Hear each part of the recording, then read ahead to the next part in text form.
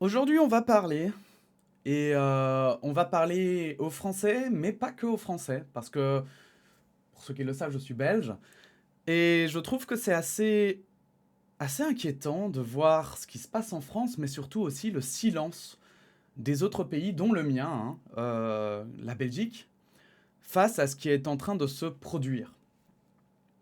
Donc, pour ceux qui l'ignorent, en ce moment en France, c'est assez chaud.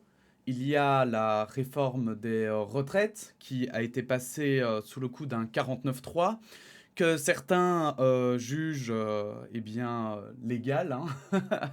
Enfin, disons qu'il est légal, mais certains jugent ça légitime, d'autres beaucoup moins. J'avais fait une vidéo sur le sujet, dans lequel d'ailleurs il y a une petite coquille, parce qu'en fait, le problème, c'est pas tant que le 49.3, en fait, effectivement, ça doit pas être voté aux deux tiers, hein, c'est juste une majorité. Il faut une majorité pour que la motion de censure, pardon, d'un 49.3 soit adoptée. Mais le problème, c'est qu'évidemment, entre faire tomber un gouvernement et ne pas voter une loi, c'est quand même deux poids, deux mesures. Et du coup, il y a beaucoup de députés et ça s'est joué à 9 voix près. Bref, je vous invite à aller voir la dernière vidéo que j'avais faite sur le sujet. Euh, Aujourd'hui, on va vraiment se concentrer plutôt sur le maintien de l'ordre et la façon dont le gouvernement communique, mais aussi même la police et ses méthodes, en fait, hein, tout court, ces méthodes qui sont, à mon sens, et d'après ce que j'ai pu lire, mais que je n'ai pas pu retrouver, j'en suis assez triste, qui sont, à mon sens, très désuètes et assez uniques en France. Alors vous allez voir que je dis unique en France, mais c'est pas tout à fait vrai. Ça s'est aussi passé, par exemple, ici en Belgique, mais dans des circonstances particulières et les répercussions étaient totalement différentes. Bref, c'est parti, lisons l'article tout de suite, hein. L'article, c'est pas un article, on va parcourir certains tweets et on va parler un petit peu de tout ça. Donc, on va commencer par le tweet de la gendarmerie nationale suite aux manifestations qui se sont passées à Sainte-Soline. Alors Sainte-Soline, pour moi, ça a été au début assez, assez flou. Je savais pas trop ce que c'était, je vous avoue. Je pensais, allez, je vais dire, dans ma tête, c'était un peu, oh, c'est juste une manif de bobo, c'est bon. Et puis après, quand j'ai creusé le sujet pour comprendre, et c'est ça qui est assez marrant, hein, c'est que la police était là-bas finalement pour protéger les installations ou je sais pas trop quoi, enfin pour empêcher les manifestants de manifester. Et puis au final, enfin, ça a juste fait plus parler de lui que s'ils avaient rien fait et que tout s'était déroulé dans le calme. Bref. Donc Sainte-Soline, pour le dire en très bref, hein, c'est parce qu'ils vont faire en France une méga bassine là-bas, il y en a déjà une de construite, ils veulent en faire 9. Et ces méga bassines ont le rôle en fait de pomper dans les nappes phréatiques l'eau pour les mettre à la surface et pour permettre aux industries agricoles de pouvoir utiliser cette eau pour arroser leurs plantations. Alors le problème, c'est qu'en fait, ça privatise l'eau, puisqu'en fait, du coup, ces méga-bassines appartiennent à des industries. Il faut savoir que c'est pas pour tous les agriculteurs, donc notamment les plus petits agriculteurs ou les agriculteurs indépendants, eux, ne pourront pas prendre de cette eau. Ils vont devoir prendre l'eau du robinet, hein, pour le vulgariser. Et en fait, si vous suivez aussi un petit peu les actualités en France, il y a une sécheresse comme jamais vue auparavant en France, hein, et en fait, ce qui est inquiétant, c'est que c'est une sécheresse en hiver. Or, en hiver, les nappes phréatiques, normalement, sont censées se regorger d'eau pour l'été, puisque c'est là où il y a le plus de précipitations. Or, pour le moment, on en est très loin du compte, et donc on a très peur qu'il y ait une énorme sécheresse en France pendant l'été, et qu'il y ait encore une fois plein de zones qui seront sans eau, etc. Donc du coup, forcément, cette idée de méga bassines qui vont directement pomper dans les nappes phréatiques alors que on manque déjà d'eau, et ça semble pas être la meilleure des idées, quoi. Bon, soit, après, évidemment, il y a des débats autour, etc., hein, je pense que chacun pourra se faire son avis. Ici, je pense que c'est surtout certaines personnes, et notamment que ce soit des agriculteurs, mais aussi des écologistes, hein, se sont rassemblés pour manifester contre ce projet de multiplication des méga-bassines, hein, qu'ils appelaient, avec notamment d'autres, enfin voilà, des partis politiques, mais aussi des ASBL, des groupes écologistes. Ils ont prévu une manifestation qui s'est donc passée à Sainte-Soline il y a quelques jours. On est le 29 mars, je ne sais plus quand c'était, bref, il y a quelques jours. La police était là en l'ombre et ça a dégénéré des deux côtés, mais disons que les pertes au niveau de la police, ce sont des policiers blessés, bien sûr, des voitures de police qui ont été incendiées, mais du point de vue des manifestants, c'est aussi des blessés, hein, et surtout 2 personnes dans le coma, entre la vie et la mort pour le moment, et vous allez voir que c'est assez étrange la façon dont ça s'est déroulé. Donc, la gendarmerie nationale a tweeté suite à un des gros scandales de cette journée, qui n'était pas... alors, il y a l'intervention des forces de l'ordre, mais c'est toujours, vous savez, il y a toujours la droite qui fait « Eh, c'était légitime !» et puis la gauche qui fait « Ouais, c'était pas légitime !» Et ici, en fait, la gendarmerie nationale a communiqué sur un point en particulier, car notamment, des observateurs de la Ligue des droits de l'homme en France ont affirmé que la police avait empêché les secours d'aller aider les victimes, et notamment ceux qui sont entre la vie et la mort aujourd'hui, hein, d'aller les secourir et d'aller les soigner. Et donc forcément, vous imaginez bien que ça fait scandale. Et donc la gendarmerie nationale avait répondu en disant #fake news. L'information selon laquelle les gendarmes auraient bloqué les secours à Sainte-Soline est fausse. Voilà ce qu'il s'est passé. Aide aux évacuations et projection d'une équipe médicale de la gendarmerie parmi les manifestants. L'un des arguments de la gendarmerie nationale, c'est on a envoyé un gendarme, parce que évidemment dans les troupes de CRS / de gendarmes, il y a évidemment des médecins militaires, donc des personnes qui sont aptes à soigner, et notamment leurs collègues, hein, tout simplement, c'est logique, au cas où il y en a qui sont blessés. Et en fait, ici, comme vous pouvez le constater, ils disent qu'ils ont envoyé des gendarmes, médecins, pour aller soigner les manifestants, et en fait, leur argumentaire, c'est que c'était trop dangereux sur place pour envoyer des secours classiques, hein, donc par exemple des ambulanciers ou le SMUR, qui sont les services de réanimation. Donc du coup, ils ont envoyé des gendarmes, voilà, des gendarmes pour aller prodiguer les premiers secours, le temps que ça se calme et que, bah, effectivement, les médecins puissent arriver sur place. Sauf qu'en fait, pas de bol, les appels, eh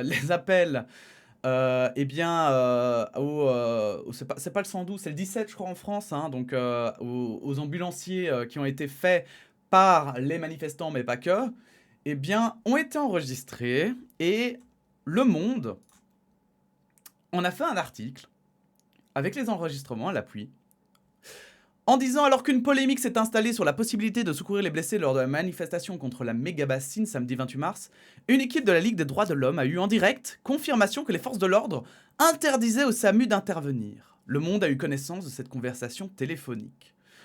On va l'écouter, figurez-vous, parce que c'est évidemment, ça fait partie de l'information. Il y a quelques extraits qui ont été publiés sur Twitter. J'en ai pris, j'ai pris l'un d'entre eux. On va pas... Je vais dire, c'est pas tellement la personne qui a posté le tweet qui est importante, parce qu'ici, clairement, je vous le dis, c'est une personne de gauche et qui est assez active au niveau du militantisme, je vais dire, en tout cas sur Twitter. Et donc, on va plutôt vraiment s'attarder sur ce qui a été dit et voir un petit peu si ça confirme ou infirme ce que a pu dire la gendarmerie nationale. Mettez votre casque, on écoute ça tout de suite. Maintenant. Vous en êtes où là de la plus grosse urgence absolue de ce que j'ai comme impression moi de loin? Donc là, c'est, je pense, hein, donc là c'est un des observateurs, si je dis pas de bêtises, hein. Je suis désolé, hein. Je pense que c'est un des observateurs de la Ligue des droits de l'homme qui appelait à ce moment-là le SAMU, et ça a été donc enregistré pour savoir un petit peu où ils en étaient pour aller aider la personne qui était en urgence absolue, parce qu'il y en avait une qui était particulièrement blessée dans les manifestants, hein, pour savoir où en était le SAMU. Alors déjà, le problème, c'est que vous n'êtes pas sur place, donc c'est un peu compliqué. Ouais, mais en fait, On a eu un médecin sur place et on lui a expliqué la situation, c'est qu'on n'enverra pas d'hélico ou de moyens sûrs sur place parce qu'on a ordonnement envoyé par les forces de l'ordre. Ok. Voilà. Alors moi je suis avec des observateurs de la Ligue des droits de l'homme qui disent que leurs observateurs sur place disent que c'est calme depuis 30 minutes et que donc il est possible d'intervenir. Je suis d'accord avec vous, vous n'êtes pas le premier à nous le dire. Le problème c'est que c'est à l'appréciation des forces de l'ordre et qu'on est sous un commandement qui n'est pas nous. Vous en êtes où là Et c'est là que ça fait mal. C'est là où l'on voit que, a priori, hein, ce ne sont pas eux. Ce n'est pas le SAMU, pourtant qui a lui aussi par après tweeté hein, en disant que bah non, c'est pas vrai, c'est eux qui avaient estimé que en fait c'était trop dangereux sur place. Et là, dans cet enregistrement, ils disent exactement l'inverse au téléphone avec les gens. Ils disent que et en fait, c'est ça qui est un petit peu compliqué, c'est que les observateurs, contrairement à ce que veulent faire croire certaines personnes, non, les observateurs qui font partie de la Ligue des droits de l'homme, ce ne sont pas des gros gauchos comme moi, contrairement à ce qu'on croise, ce ne sont pas des gros gauchos qui vont juste défendre les manifestants parce que, les pauvres, de toute façon, ils sont d'accord avec nous, donc on les défend. C'est pas comme ça que ça marche, c'est pas du tout comme ça que ça marche, et en fait, ces observateurs sont là, justement, ils sont censés être neutres, ils sont pas seuls expressément pour avoir plusieurs points de vue, pour avoir plusieurs façons de voir les choses, et surtout tous les éléments concordent. C'est-à-dire que tous ceux qui étaient sur place, il y avait des députés, il y avait des manifestants, mais il y avait donc aussi des observateurs, tout le monde dit la même chose, c'était calme. Il y a même des vidéos pour le prouver, il y a même des photos, il y a des gens qui commencent à sortir des photos en disant « Mais regardez, c'était ici que se passaient donc les échauffourées avec la police, et eux étaient là-bas, ils avaient déplacé les blessés sur une route, expressément pour pouvoir... en fait, c'était là où ils avaient d'ailleurs garé les voitures des militants, plus loin, un tout petit peu plus loin. Mais donc, c'était une route qui était accessible et expressément où ils manifestaient pas pour... Bah, évidemment, vous vous doutez bien qu'ils n'allaient pas foutre en l'air leur propre voiture, ils n'avaient pas manifesté au milieu de leur voiture, hein, les manifestants, donc ça paraissait... voilà, donc ils l'avaient mis là expressément parce que c'était accessible, et surtout... C'est ce qu'ils disaient, ils ont discuté d'un hélicoptère et tout. Un hélicoptère est venu bien après chercher. Et en tout, je crois que j'avais lu que c'était plus ou moins 3h30 qui s'était passé entre en fait, le moment où il a été blessé et sa prise en charge par le SAMU. Et si vous connaissez un tout petit peu le monde médical, chaque minute compte pour une urgence absolue. Donc je vous dis pas que 3h30, laissez tomber. Et donc on entend dans cet enregistrement surtout que ce n'est pas le SAMU qui ne voulait pas intervenir. Ils étaient même d'accord sur le fait que c'était calme. Ils le disent au téléphone. On est d'accord avec vous, on nous l'a déjà dit que c'est calme, mais la police nous en empêche. La police nous en empêche. Et c'est là où on entre dans quelque chose de très grave. Très grave, vraiment. J'insiste vraiment parce que ici, vous savez, je le dis toujours, on n'est pas ici, on est ici pour essayer de trouver la vérité. On n'est pas ici pour dire que la droite, elle est méchante, ou la gauche, elle est méchante, ou... voilà, on n'est pas là pour lancer des pierres. Moi, j'ai des biais, vous avez des biais, bien sûr. On est tous d'accord là-dessus. Mais on n'est pas là pour faire juste du militantisme. On est avant tout là pour discuter et essayer de trouver... je vais dire, un sens à ce qu'on voit et à ce qu'on entend, et de s'approcher d'une certaine réalité pour essayer d'être le plus critique possible. Et là, il est indéniable, vraiment. Il faut pas croire que tout à coup... en Belgique, on avait eu la même chose. Il y avait eu un policier qui avait tué un enfant migrant lors d'une course-poursuite. Pareil, ils avaient fait la même chose. Ils avaient menti au début, ça avait fait un scandale monstre. Parce qu'ils avaient dit que c'était pas un policier qui avait tiré, puis tout à coup ils avaient dit qu'en fait peut-être que c'était un policier mais qu'ils savaient pas vraiment, puis après ils avaient dit que c'était de la légitime défense. Non, ils avaient même dit à un moment donné que c'était le conducteur de la voiture qui avait tiré sur l'enfant et tout, avant, après 3 jours, dire « Ah oui, effectivement, en fait, c'était bien un policier ». Et ça, c'est inacceptable en fait. C'est juste inacceptable. Ça ne peut pas se produire. Ça ne peut pas se produire, mais alors quand je vous dis en Belgique, là c'était un policier, c'était vraiment, c'était dans une course-poursuite, donc tout le monde n'était pas au courant de tout, c'était un policier qui avait tiré, à part lui et son collègue, personne d'autre savait qui avait tiré dans les policiers, donc il fallait une enquête, etc. Ici, je veux dire, c'est pas une personne qui n'est pas au courant que c'est la police qui bloque. Il y a la préfète, il y a le SAMU qui le sait, il y a la police, la gendarmerie nationale qui le sait. Voilà, je veux dire, c'est pas, on n'attend pas 3h30 avant d'aller secourir quelqu'un sans qu'il y ait plein de gens qui soient au courant en fait autour de ça. Surtout que c'est censé être juste une manif. Donc déjà de base, il y a plusieurs corps de métier qui sont mélangés. Donc c'est très difficile à croire que au téléphone, le SAMU dise ça. Et que, en fait, sur place, c'était totalement différent, et que tout à coup, en fait, la police avait dit au SAMU, mais si, vous pouvez intervenir, et que les agents ont fait, ah non, non, c'est bon, ouais, après vous, hein.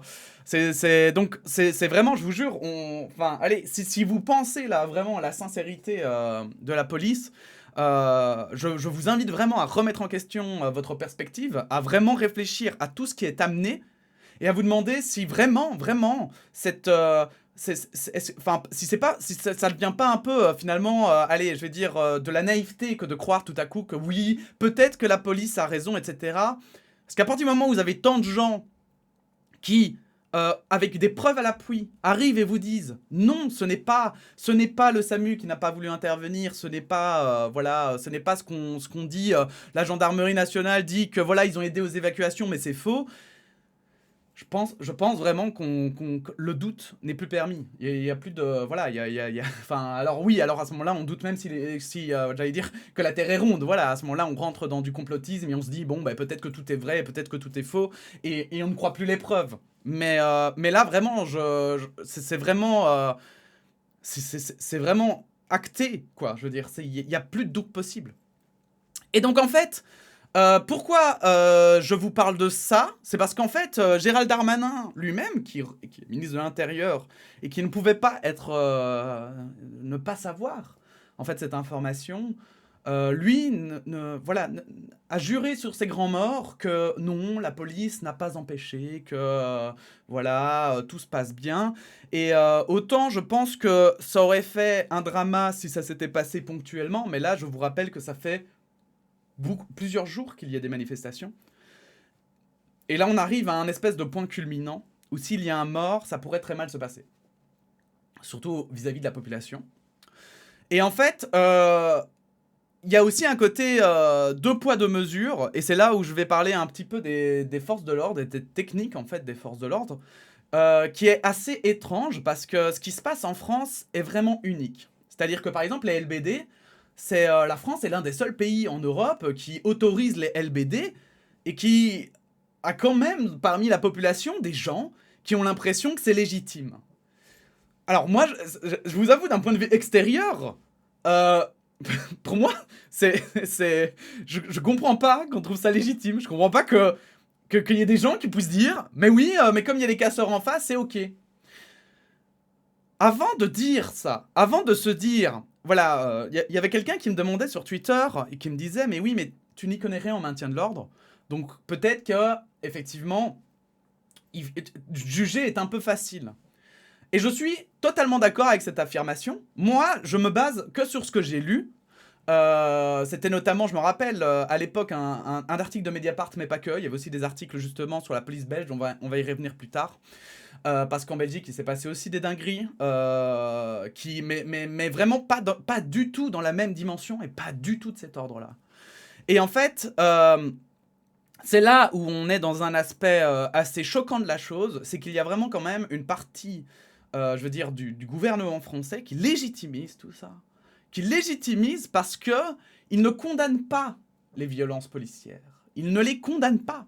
Ils ne disent pas, voilà, ils sont là, et quand on les regarde, parce que moi je regarde aussi les débats parlementaires, je pense, voilà, d'ailleurs, à ce niveau-là, parce qu'on en discute, je pense que d'ailleurs, enfin voilà, je m'informe énormément sur la France, parce que je trouve que ce qui se passe est non seulement grave, mais aussi extrêmement intéressant, je veux dire, d'un point de vue mental, enfin d'un point de vue intellectuel.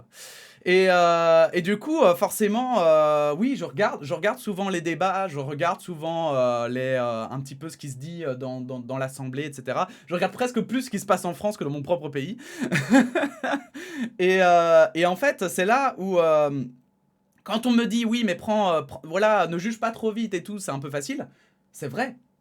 Mais alors, on en attend la même chose, je vais dire, de la part des autres. C'est-à-dire que des gens qui estiment qu'il n'y a pas de violence policière, mais qui êtes-vous pour estimer ça? Qu'est-ce que vous en connaissez dans le maintien de l'ordre pour pouvoir dire que ce n'est pas de la violence policière? Qu'est-ce que vous y connaissez en maintien de l'ordre pour estimer que le LBD est efficace? Qu'est-ce que vous estimez, quelles sont vos connaissances en maintien de l'ordre pour estimer que pour arrêter des casseurs, il faut des charges policières qui bourrent dans le tas et qui sont aveugles? Voilà. Et c'est ça aussi que je voulais un petit peu souligner, c'est que, certes, on ne peut pas juger trop vite, mais si on ne peut pas juger trop vite, il ne faut pas surprotéger non plus l'opinion inverse et se faire avocat du diable juste parce qu'on trouve qu'il y a trop de gens qui disent que c'est scandaleux. Non, on a aussi le droit de se scandaliser et je vais le dire très sincèrement, hein, même si le maintien de l'ordre était efficace en tuant des gens, ça ne veut pas dire que c'est pour autant que on doit utiliser cette méthode-là. Hein, d'accord? Surtout quand il existe d'autres méthodes. Et c'est là où je vais venir. On va revenir un petit peu sur des séquences qui sont arrivées de maintien de l'ordre, et notamment celle-ci, hein, où notamment un journaliste de Blast a pris cette vidéo qui a beaucoup tourné. On va la tourner encore une fois. Même moi, je vous avoue que j'en ai marre de la voir, mais voilà, n'hésitez pas, ceux qui ne l'ont jamais vue, à mettre votre casque et à écouter, parce que c'est une séquence qui a fait beaucoup parler d'elle, et je pense qu'il faut effectivement en discuter. Allez, sortez les poubelles là, les gars! Tiens, ramasse les couilles, enculé! Alors voilà. Voilà. Donc on a un policier, on va l'arrêter sur l'image au moment où il tire, hein, voilà, ou vous préférez au moment où il dit l'insulte, voilà. Donc, je cite hein, le policier qui dit « Ramasse tes couilles, enculé ». Et en fait... moi, c'est ça la question. C'est comment est-ce que... voilà, je pense que vraiment, hein, sincèrement, hein, c'est d'une gravité sans nom de ne pas entendre un seul membre du gouvernement français qui souligne ça et qui dit non, ça ne doit pas arriver. Ce n'est pas normal que ça arrive et ce policier sera démis de ses fonctions. Ce n'est pas normal. Et on ne peut pas justifier, parce que je vous rappelle que policier, c'est un métier. Hein. Policier, c'est... voilà, hein, vous savez, c'est un peu moi, je suis réalisateur audiovisuel. Si j'oublie d'appuyer sur le bouton REC, on va pas me dire « Ah mais oui, mais tu sais, réalisateur, c'est pas facile, parfois t'es fatigué et tout. » Non, si tu devais tourner et que t'as pas appuyé sur le bouton REC, ou que tu perds une carte mémoire, ou que sais-je, et que c'était censé être de ton domaine... c'est une faute grave. Quoi qu'il arrive, c'est une faute grave. Parce qu'en fait, t'es censé apprendre. T'es censé apprendre tes limites aussi. T'es censé apprendre à, quand tu arrives à tes limites, à ne plus seulement aller aveuglément. Je sais pas si on se rend compte vraiment de la dinguerie que c'est de ne pas avoir fait un seul commentaire sur un policier qui parle comme ça. Sur un policier qui se croit littéralement sur un jeu vidéo et qui se dit qu'en fait, tirer dans le tas et insulter, c'est ok en fait. Et je vous le dis sincèrement, si vous n'avez pas conscience de ça, vraiment, hein, je pense, hein, si vous n'avez vraiment pas conscience de ça, je pense que vous ne vous rendez pas compte à quel point vous êtes proche d'être, je vais le dire comme ça, mais d'être soumis à une autorité d'extrême droite. Accepter des trucs comme ça, c'est vraiment très grave en fait. On ne peut pas accepter de la part de gens qui sont entraînés normalement à garder leur sang-froid et qui sont... parce qu'on peut même parler de... parce que là on entre même dans le domaine de la discipline, etc. On ne peut pas accepter... vous ne pouvez pas avoir en fait... parce que des livres militaires, etc. Il en existe plein.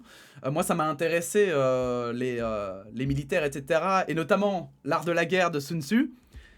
Lisez l'art de la guerre de Sun Tzu et vous verrez qu'il y a même 3000 ans, hein, on n'acceptait pas des comportements comme ça de la part de soldats. Il y avait un mec qui disait, si vous voulez avoir une armée qui vous écoute et qui vous est fidèle, n'acceptez pas ce genre de choses. Enfin, je paraphrase, hein, évidemment, c'est dit d'une manière totalement différente et en plusieurs paragraphes, etc.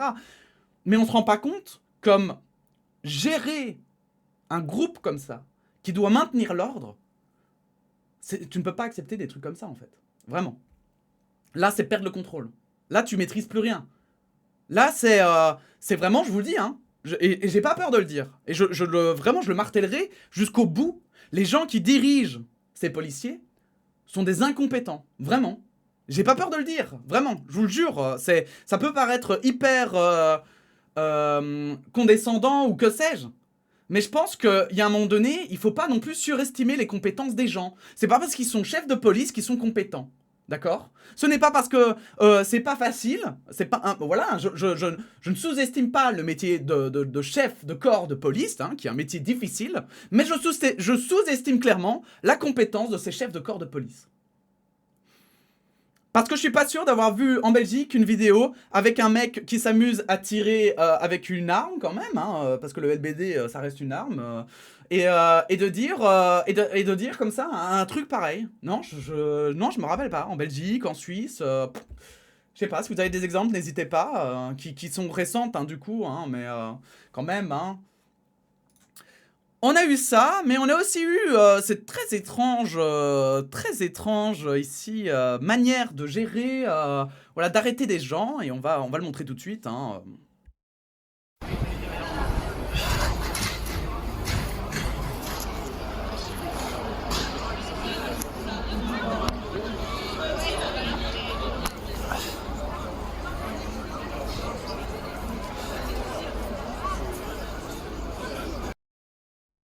Et voilà. Alors, franchement, il n'y a pas besoin... Ah, vous avez pas vu, pardon. Attendez, excusez-moi, je reviens.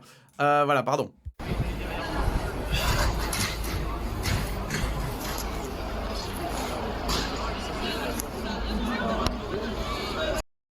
Bon, voilà, séquence que je pense que beaucoup de gens ont vue. De toute façon, ce sera dans la description, etc.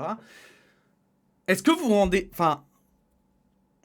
C'est vraiment... En plus, c'est vraiment de la pure logique. Hein. Donc, il y a des ressources policières, des ressources, donc il faut voir ça vraiment comme la police, c'est comme tout groupe hein, que tu diriges, c'est-à-dire que tu dois focaliser des ressources à certains endroits. Ici, donc, ça s'était passé le 18 mars, c'était pendant des manifestations après, il me semble, l'utilisation du 49.3, et on a là la police hein, qui met dos au mur des gens, voilà, et qui font littéralement, voilà, qui les regroupent, qui les mettent dos au mur et qui les arrêtent. Donc je sais pas, hein, mais si on regarde sur la séquence, je sais pas combien il y a de flics, hein, regardez combien ils sont, regardez combien ils sont, d'accord? Faut savoir qu'à ce moment-là, hein, déjà, il y a beaucoup de manifestations, les gens sont énervés, il y a des manifestations qui ont toujours lieu, et en fait, là, donc ils ont arrêté, il faut savoir que c'est pas que des casseurs, là, hein, voilà, si vous pensez qu'il y a que des casseurs, franchement, les gars, c'est qu'à un moment donné, en fait... Je sais que les points Godwin, oui, tu fais des points Godwin, etc. Oui, ok. On peut rigoler du point Godwin, on peut le sortir à tort et à travers, moi, il n'y a pas de problème, mais quand même, quoi, les gars, là, vous vous rendez compte que quand même, on est du même niveau que les mecs, justement, avant la Seconde Guerre mondiale, quand ils arrêtaient des opposants politiques et qu'il y avait des mecs qui faisaient « Oh mais non, c'est peut-être pas des opposants politiques, hein, ils sont peut-être fichés ou je sais pas quoi, hein ». Il est là, le problème. Le problème, il est dans cette espèce de discours de doute, mais vous savez pas qui ils sont, peut-être que c'est légitime, cette espèce de « peut-être que c'est légitime ». Est-ce que vous vous rendez compte de la gravité de ce discours? Est-ce que vous vous rendez compte que c'est comme ça, en fait, qu'on permet d'accepter l'inacceptable? Ah oui, tuer quelqu'un, c'est pas bien. Tu vois, on peut partir d'un principe très simple. Tuer quelqu'un, c'est pas bien. Mais si le mec, c'était un mec vraiment très très méchant, peut-être, tu le sais pas, hein. Et peut-être qu'alors là, c'était bien. Ah ben tu sais pas, hein. Si ça se trouve, chez lui, hein, il mange des bébés, hein. Ça tu sais pas. Alors quoi? Et donc du coup, On peut tuer des flics parce qu'on ne sait pas ce qu'ils font chez eux non plus. On peut tuer des politiciens parce qu'on ne sait pas ce qu'ils font chez eux non plus. Parce que peut-être que eux aussi, hein, c'est des menaces. Qu'est-ce que t'en sais? Et c'est comme ça, en fait, qu'on rentre dans cette espèce de spirale, mais vraiment terrifiante. Moi, les gens qui légitimisent ça, moi, ça me terrifie, hein, vraiment. Hein. Les gens qui se disent, mais peut-être qu'en fait, c'est normal. Non. Et je vous le dis même, en termes de maintien de l'ordre, il n'y a rien de logique. Vous imaginez que là, il y a peut-être 50 policiers qui sont en train de gérer. Ils sont combien maximum 100 manifestants. Donc c'est 50 policiers qui ne peuvent pas peut-être défendre des biens, qui est normalement le but hein, des policiers, des CRS, etc.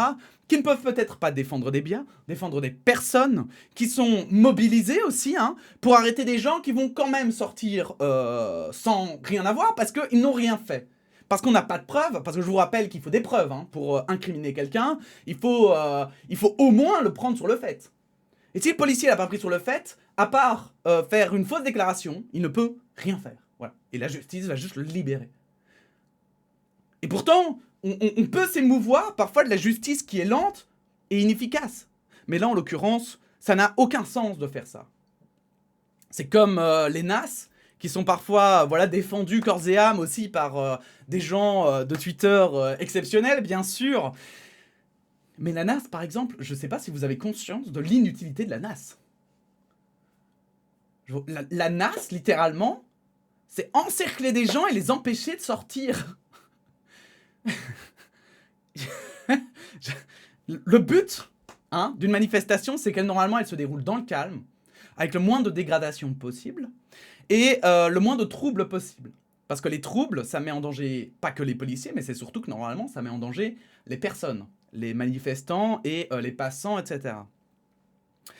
Et là, voilà, donc on parlait de la technique de la NAS, mais on peut aussi parler des charges. Moi, j'ai vu sur des lives, mais tu vois les policiers qui arrivent, ils font rien, il y a des manifestants, alors oui, il y en a qui les tauntent un petit peu, alors oui, on entend des ACAB et oui, on peut s'en émouvoir et se dire oh c'est pas très gentil de dire que les policiers sont méchants. Ok, c'est vrai, oh waouh, c'est pas gentil, c'est vrai que c'est pas très gentil. Hein.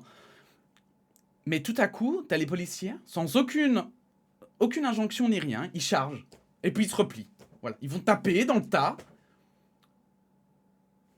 pour rien, vraiment pour rien. Parce que normalement en fait tu fais des sommations. Normalement tu fais des sommations et Justement, le but, en fait, des charges, c'est souvent d'interpeller des individus qui, par exemple, vont casser, etc. Ou de protéger, par exemple, des biens. D'accord ? Il faut qu'il y ait un objectif à la charge. Permettre aux pompiers, par exemple, d'intervenir. Ok ? Et c'est pour ça qu'en fait, parce que je vous explique, dans une manifestation, il y a toujours des éléments qu'on appelle des éléments neutres. C'est-à-dire des personnes qui sont là pour la manifestation, pour la cause, mais qui sont pas des casseurs en fait, qui sont ni pour les policiers, ni pour les casseurs, qui sont juste là à manifester et qui font leur vie.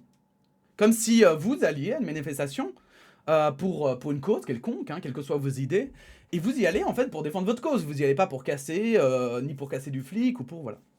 Et il faut savoir que justement, il y a des études qui ont étudié le sujet, enfin qui ont produit des connaissances sur le sujet, sur le fait que le problème quand la police charge comme ça aveuglément, c'est que ces éléments neutres deviennent en fait énervés contre la police. Et donc la police se crée plus de problèmes en chargeant aveuglément que en, par exemple, faisant justement des alertes en disant la communication, vraiment c'est la clé hein, dans une manifestation, entre la police et les manifestants, la communication. C'est-à-dire que si la police va faire une communication en disant « Attention, nous allons intervenir pour éteindre les incendies », tu vas avoir plus que probablement, et c'est ce qui se passe 90% du temps, hein, les manifestants, donc ces fameux éléments neutres, qui vont reculer naturellement, puisque du coup, il y a une explication légitime, et c'est pour ça que c'est important de répéter plusieurs fois pour être sûr que ces éléments l'entendent, en fait, pour laisser en fait intervenir la police. D'accord ? Puisqu'ils ne sont ni pour ni contre. Alors je ne dis pas, il y a évidemment des casseurs, mais ce qu'il faut savoir aussi, c'est que justement la stratégie aujourd'hui de maintien de l'ordre, c'est plutôt de mettre les manifestants du côté des policiers et contre les casseurs. Et je m'explique, c'est très simple, hein, c'est hyper simple. Hein. C'est-à-dire que les casseurs, ils vont pas communiquer avec les manifestants. Les casseurs, il faut le voir justement, les casseurs, ils vont péter une vitrine, ils vont péter une vitrine entre eux. Les manifestants, ils ont la plupart du temps peur des casseurs. Ils ne les encouragent pas. Donc du coup, en fait, l'idée de communiquer avec les manifestants, de discuter, d'envoyer des policiers pour expliquer aux manifestants et justement, on va en parler, mais en Belgique maintenant ça a beaucoup évolué, d'expliquer, de venir voir les groupes de manifestants et de leur dire écoutez maintenant il faut partir parce que nous on doit intervenir ou alors maintenant ici voilà il y a la place qui doit être libérée pour les pompiers etc. Parce que effectivement si vous le faites sans raison légitime c'est compliqué mais si vous avez une raison légitime c'est beaucoup plus simple, eh bien les manifestants vont bouger.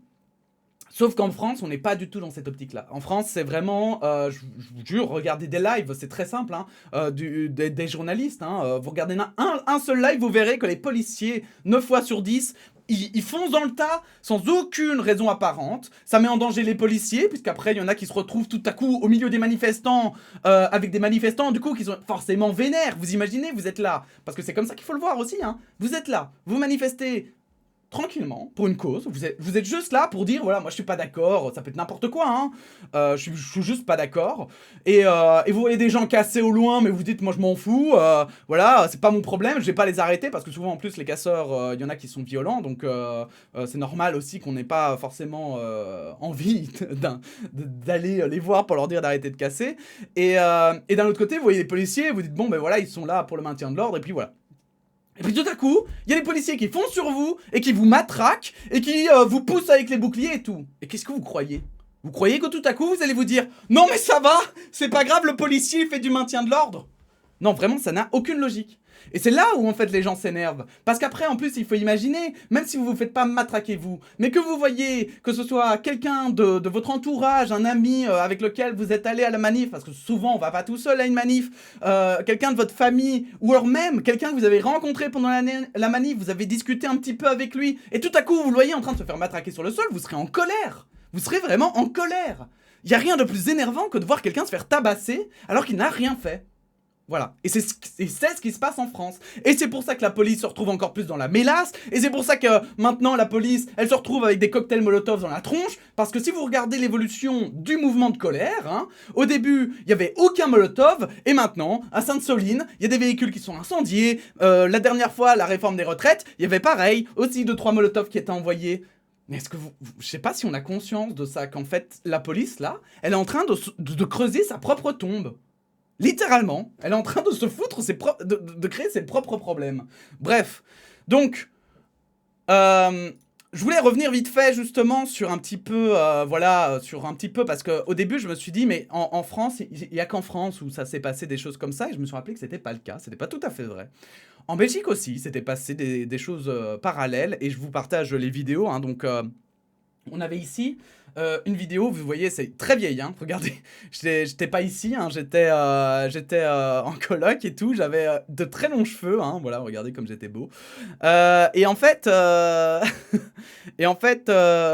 voilà, justement, ici, on avait notamment une fameuse photo qui avait fait le tour du monde, figurez-vous, car c'est cette photo-ci, d'un policier belge qui a été flouté dans le cadre de cette photo, et qui est difficile à trouver, alors que je trouve que cette photo est incroyablement éloquente. Un policier belge qui menace avec une bombe au poivre, et qui le gazera, hein, ce professeur d'université qui manifestait pour le climat. Et donc ça c'est arrivé, et ça a fait littéralement le tour du monde, parce que vous voyez l'emblème de l'image. C'est une image qui est forte, en réalité. C'est une image, il y a eu plusieurs angles hein, de vue, celle-là n'est pas la meilleure, mais il y a eu effectivement, ça avait choqué le monde entier, parce qu'on avait ici la connaissance, le respect, enfin voilà, tout ce qu'intègre un professeur d'université, avec en face un commandant de police hein, qui le menace avec une bombe au poivre, alors que vous voyez le manifestant, c'est la même chose en fait, parce que pour vous expliquer le contexte, en fait le manifestant parlait avec le policier, parce que pour le moment, ils étaient en train de déloger des étudiants, familles, etc., qui s'étaient mobilisés pour le climat et qui avaient, je crois, fait un blocage. Et le professeur d'université, en fait, voulait juste discuter avec le policier en lui disant « Mais écoutez, vous n'avez pas besoin d'en arriver là. Vous n'avez pas besoin. Si vous voulez, on peut peut-être en discuter, trouver un compromis. On peut essayer de trouver un arrangement, en fait. Hein. Parce que c'est ça aussi une manif. Une manif, c'est une histoire de compromis. C'est-à-dire que, en fait, ce qui est le plus efficace pour la police, c'est par exemple de dire « Ok, d'aller voir des manifestants, d'aller voir les groupes et de dire « Écoutez, vous avez encore, par exemple, 2 heures pour manifester ici, mais après, nous, on dégage la place. Parce qu'on peut pas... Enfin, voilà, elle n'est pas autorisée, tu vois, mais ça prend un petit peu de temps, c'est vrai, ça demande de discuter. Mais donc d'expliquer avec les groupes de manifestants et de dire, voilà, en fait, on doit libérer la place. Cette manifestation n'est pas déclarée de base, donc on fait un entre-deux. On vous laisse manifester pendant 2 heures, et en échange, vous, après 2 heures, vous partez, et ceux qui partent pas, on les charge. Voilà. C'est simple. Ceux qui partent pas, on serait obligé de leur mettre une amende ou une contravention, etc. Et à l'époque, cette image avait fait beaucoup de bruit. Je me rappelle encore que le ministre de l'Intérieur, ça a même à l'époque le bourgmestre, donc c'est le maire hein, en quelque sorte, avait fait une sortie, avait dit que c'était intolérable, que jamais ça devait se reproduire, etc. Et effectivement, jusqu'à présent, ça ne s'est pas reproduit et c'est encore heureux. Parce que, rappelez-vous aussi plus tard, là regardez j'étais ici mais toujours avec mes longs cheveux, hein. Ah là là, ça vous manque, hein, n'est-ce pas? Donc c'était il y a 1 an, hein. Il y avait eu des manifestations en Belgique et notamment des images qui avaient été aussi choquantes, c'était pendant la crise du coronavirus, où nous avions vu notamment des charges policières mais avec des chevaux, des chevals. Voilà, des chevaux, où ils avaient chargé avec des chevaux sur la place, voilà, pour vous rappeler... Ils ont fait intervenir la cavalerie de police dans la manifestation, et effectivement, ils les ont fait charger, quoi. Ils les ont fait charger, et ça avait choqué, et comme ça avait choqué, et il y avait, à l'époque, je me souviens, ça a fait parler encore une fois, parce que alors forcément, les gens s'énervent, surtout que là, en plus, c'était pendant la crise du coronavirus, donc tout le monde, c'était très dur, tout le monde était très tendu, c'était, je crois, lors du 2e confinement, je pense, et les gens, il y en a qui avaient attaqué les chevaux, même, parce que, en fait, et ça, il faut pas croire, hein, c'est pas juste les policiers qui chargent qui sont en faute. Il y a énormément de fautes de la part de la gestion, en fait. Et en Belgique, on avait un espèce d'équivalent de chef de police hein, en France, qui était avant l'allemand, mais maintenant qui a changé, qui est Nunez, je crois que ça se dit, Nunez, qui s'occupe maintenant justement de la police à Paris. Eh bien nous, on avait la même chose. On avait un gars qui avait vraiment l'ordre, enfin qui voyait le service d'ordre, mais à l'ancienne, mais à l'ancienne. Et vraiment, il a fallu des années avant qu'il soit démis de ses fonctions. Et maintenant qu'il est plus là, figurez-vous qu'en Belgique, il y a 2 manifestations par jour. On a appris ça dernièrement au journal télévisé. Et en fait, maintenant, quand il y a des... Parce que ça parlait aussi des manifestations, notamment des manifestations en fait illégales, soi-disant illégales, non déclarées en fait, mais qui sont légales. Et en Belgique, il faut savoir qu'il y en a plein, des manifestations non déclarées. Et en fait, maintenant, la police, souvent ce qu'elle fait, en fait, c'est qu'elle encadre la manifestation. C'est-à-dire qu'en fait, comme je vous le dis, elle arrive sur place et en fait, elle laisse aux manifestants un certain temps. Et après ce temps, ils chargent. Et là, ils démènent. Alors, croyez pas que ce que je vous vends, c'est qu'on a la meilleure police du monde et que tout se passe bien. Hein. Loin de là, hein, il y a encore plein de choses à optimiser. Et ne vous inquiétez pas, c'est parce qu'ils n'ont pas de LBD que vous voyez qu'ils ne peuvent pas faire de conneries et être violents aussi. Hein. La question n'est pas là. C'est qu'en fait, malgré tout, il y a beaucoup moins de drames. Il y a beaucoup moins de problèmes en ce moment de maintien de l'ordre de la part de la police qu'en France, où c'est pire, mais c'est vraiment bien pire, où il n'y a aucune condamnation, que ce soit de la mairie, que ce soit des autorités compétentes, voire même, ils couvrent les actions qui sont faites par la police. Et ça, c'est d'une gravité sans précédent. Et comme je le disais, il faut pas croire que c'est juste parce que c'est en France que c'est grave. Et là, je parle à mes compatriotes. Là, je parle aux Belges, en fait, qui me regardent peut-être, aux francophones, tout court. Ce qui est en train de se passer en France est extrêmement grave. Parce que si c'est possible en France, il ne faut pas croire que ce ne sera pas possible chez nous. Parce que quand on voit le silence qui est en train d'être fait, quand on voit à quel point certains ne disent rien par rapport à ce qui est en train de se produire, et je pense notamment au gouvernement belge, mais quelle honte! quelle honte de ne pas porter une seule parole pour montrer aux Français que ce n'est pas normal. Que ce n'est pas normal d'accepter que des gens se fassent matraquer comme ça à tout bout de champ. Que c'est pas normal que la police ait tous ses droits. Que c'est pas normal de voir un policier. Moi j'aimerais juste, vous savez, juste même entendre un politicien belge, un membre du gouvernement belge qui dit « Mais vous savez que c'est fou, je vois à la France ce qui se passe et j'espère que je ne verrai jamais ça en Belgique. » Parce que je vous le dis, voir un mec qui dit « Ben tiens, prends ça dans tes couilles », quel manque de professionnalisme et de sang-froid. Vraiment, imaginez, ça aurait été un militaire qui aurait dit ça en tirant sur un mec. Imaginez n'importe quelle situation, en fait. C'est juste inacceptable. Vraiment. Et donc, j'invite évidemment que ce soit... surtout les Belges, en fait. J'invite mes compatriotes. Hein. J'adore parce qu'en France, ils disent toujours compatriotes. En Belgique, c'est beaucoup moins utilisé. Mais j'invite plutôt... voilà, hein, mes chers, mes chers amis belges et tout, à vous dresser contre ça, à faire entendre votre parole pour que le gouvernement belge condamne réellement ce qui se passe en France. Parce que c'est hyper inquiétant pour la démocratie. La France a quand même une aura vachement différente par rapport à la Belgique. Elle représente quand même quelque chose au niveau international.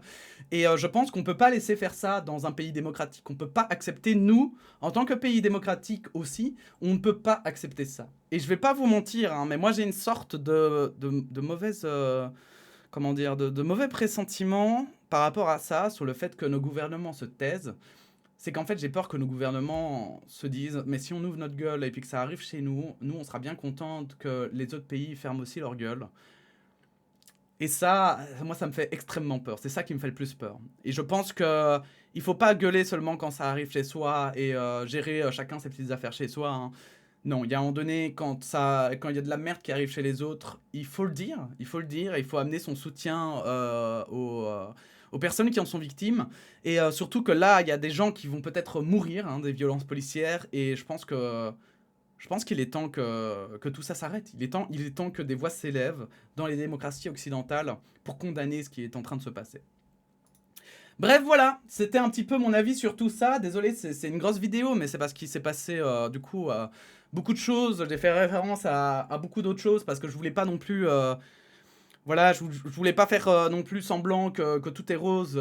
J'ai l'impression parfois d'un peu trop, justement... en fait, en voulant justement souligner parfois des choses qui se passent en France, j'ai l'impression de trop mettre en avant des choses, voilà, de vendre la Belgique comme un pays parfait, alors que c'est loin d'être le cas. Il y a énormément de problèmes.